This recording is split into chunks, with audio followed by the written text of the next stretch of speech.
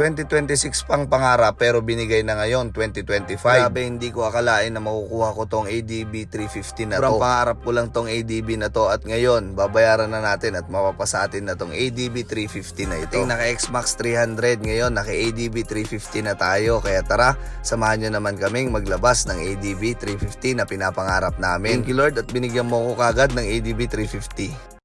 3 at 4 pa nga lang yung nakikita ko naka ADB 350 dito sa amin sa Kawayan. Napunta ako dito sa Equity para makakita ng personal kung gaano kaganda talaga yung ADB 350. Dadalawa nga ang kulay ng ADB 350. Merong matte black at merong nga rin silang glossy na red. Ikot-ikot lang ako at nagtatanong-tanong kung magkano ang presyo ng ADB 350. Ito nga ay nagustuhan natin yung presyo dito sa Equity kaya dito na tayo nakapaglabas ng ADB 350 natin. Solid at tinulungan nga tayo ni manager dito. Nung nag-uusap nga si manager at si Papa, yun nga ay magkamag-anak pa nga pala sila kaya nagulat na lang kami. Biglang sinabi na nga ni manager na ilabas ko na nga yung isa kahit naka-reserve pa. Dahil itong 4 na ADB na ito nung pagbalik ko ng tanghali ay 3 na nga lang at nakuha na nga yung isang kulay pula. Nagpapasalamat talaga ako kay Sir Tulyaw at talagang hindi na ako nagdalawang isip at talagang kukunin na nga natin itong ADB 350 na ito. Sabi ko sa 2026 pa pero talagang binigay na ng Panginoon sa atin itong 2025 ay makuha na itong ADB 350 na ito. Sobrang tuwa naman ng pogi-pogi ko na yan at meron na naman kami bagong brum. Grabe sa personal, sobrang laki at sobrang ganda talaga. Ito nga ay may kinakausap lang si manager at talagang naibigay niya na nga sa akin yung isa. At andito nga kasama namin yung isang agent ni manager at talagang nagliligawan na nga kami dito. Itong adventure bike na ito talagang nanlaki at talagang bumagay sa akin. Napangarap ko nga talaga yung XADB pero talagang napakamahal dahil nasa 800,000 nga yun. Pero itong itsura na ito ay halos kamukhang kamukha ng XADB. At pati yung size ay hindi nagkakalayo. Ito nga sabi ni Mrs. ay galit na siya, dapat nga daw yung ADB 160 lang pero hindi bagay sa height ko yan kaya itong ADB 350 ang kukunin namin. Swan ba naman yung height ko tapos magdadrive ako ng ganong kaliit kaya dito tayo sa ADB 350. Napaka-machong motor nito at talagang napakalaki sa personal. Sobrang ganda at sobrang bagay sa akin. Isa nga sa nagustuhan ko sa ADB ay yung suspension niya. Dito nga sa harapan ay naka-Showa fork na siya at talagang napakalupit nga at dahil inverted shock na nga yan. Sa mga enduro bike nga ay talagang naka-production na nga ang datingan ng mga fork niya at ang lalaki talagang napakaganda. Dito nga sa amin talaga napakarami pa rin ginagawang daan at lubak-lubak, baliwala na yan dito sa adventure bike natin na ADB 350. Ito nga at siservisan na nila at reactivate na nga nila dito yung ADB 350 natin. Solid at talagang napakabait nga nila manong dito at talagang tinuturuan pa nga nila ako dito. Ito nga at lalagyan na rin nila ng stencil at i-activate na nga nila yung motor natin. Sobrang excited natin, nakalimutan na nga natin bayaran kaya magbabayad na nga muna tayo kay manager. Sobrang busy-busyhan nga natin kaya hindi pa natin na-vlog yung X-Max natin na nakuha na kaya sa susunod na lang natin i-upload. Siyempre pagpasensyahan nyo na rin yung boses ko dahil minamalat nga ako dahil medyo masama rin yung pakiramdam ko. Ito na nga at binibilang nga nila. Napaka-solid dito sa EMC Kawayan Honda Wing Shop. Titipid ako, kumuha ko ng second hand na X-Max para yun na lang gamitin ko at wala na ako naging problema pero binili yung X-Max at napunta ako kagad dito sa ADB 350 na ito na wala akong kaplano-plano. Tignan ko lang at pinapangarap ko at dadating din yan sabi ko pero nandito na ako ngayon at ito napasa akin na nga yung ADB 350 na ito. Sobrang nakakagulat at parang panaginip kasi hindi ko naman binebenta yung X-Max ko pero binili sa magandang presyo. Hindi siya talo at hindi rin ako talo kaya ito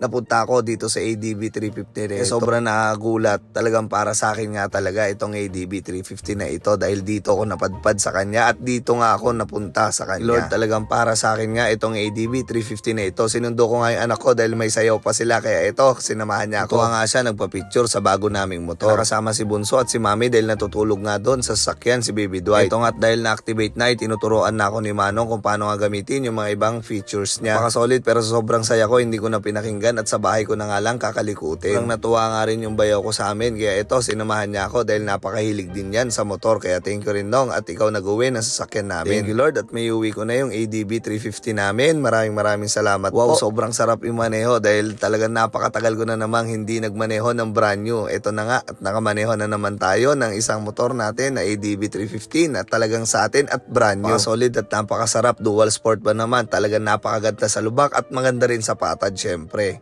At wala nga pinipiling daan yan dahil talagang adventure ang datingan at napaka-pogi. At nung naiwi nga namin sa pwesto, eto na nga yung itsura at tinabi ko nga siya sa X-Max. Talagang napakalaki niya at talagang napakaganda nga niya. Wala rin ako masabi sa pormahan ng X-Max dahil naka-X-Max din ako dati at yan nga yung version 1, version 2 nung kapatid ko. Pero yun lang, talagang iindayin mo yung X-Max pagdating sa lubak. Pero sa highway at patad napakaganda. Kaya andito na ako, nagpa-blessing kagad ako at thank you Lord, maraming salamat. Siyempre hindi mawawala dyan ang isang montage.